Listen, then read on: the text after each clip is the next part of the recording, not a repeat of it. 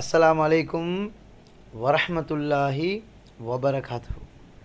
அன்பர்களே, நண்பர்களே, ஸ்ரீதேவிகளே, சிறந்தவர்களே, ஒரு துவா தஹஜ்ஜத்தில் ஓதணும். அப்படி இல்லாட்டி உங்களுக்கு இரவேல முழுப்பு வந்தாலும் ஓதலாம். இப்போ தஹஜ்ஜத் தொழுவது எப்படி? கொஞ்சமாலும் படுத்தலும் போகணும். இஷா தொழுகைக்கு பின்னால் ஒரு நிமிஷமாவது நாங்கள் படுக்காட்டி தஹஜ்ஜத் தொழுகிறோம்.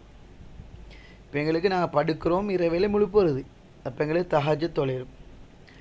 புகாரில் வரக்கூடிய ஹதீஸ், அன்பாதவர்களே, நபி ஸல்லல்லாஹு அலைஹி வஸல்லம் சொன்னாங்க, இந்த துவா, இந்த கலிமா ஓதிட்டு யார் அவங்களோட தேவைகளை கேட்பாங்களோ அல்லாஹ் நிச்சயமாக சத்தியமாக நிறைவேற்றி தருவான் என்பதாக நபி ஸல்லல்லாஹு அலைஹி வஸல்லம் சொன்னாங்க.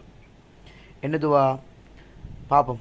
லா இலாஹ இல்லல்லாஹ் வஹ்தஹு லா ஷரீக லா லஹுல் முல்க் வலஹுல் ஹம்த் வஹுவ அலா குல்லி ஷைஇன் கதீர் சுப்ஹானல்லாஹி வல்ஹம்துலில்லாஹி வலா இலாஹ இல்லல்லாஹு வல்லாஹு அக்பர் வலா ஹவுல வலா குவத்த இல்லா பில்லாஹில் அலியில் அலீம்.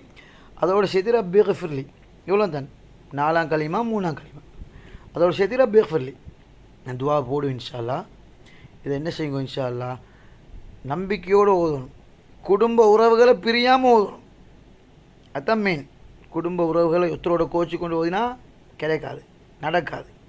குடும்ப உறவை பிரியாமல் ஓதணும். ஹராங்கள் கலப்படாமல் ஓதணும். உடம்புல ஹராங்கள் கலப்படாமல் நம்பிக்கையோடு ஓதுங்கோ. இன்ஷா அல்லாஹ் எல்லா தேவைகளையும் அல்லாஹ் மிக அவசரமாக நிறைவேற்றி தருவான் இன்ஷா அல்லாஹ்.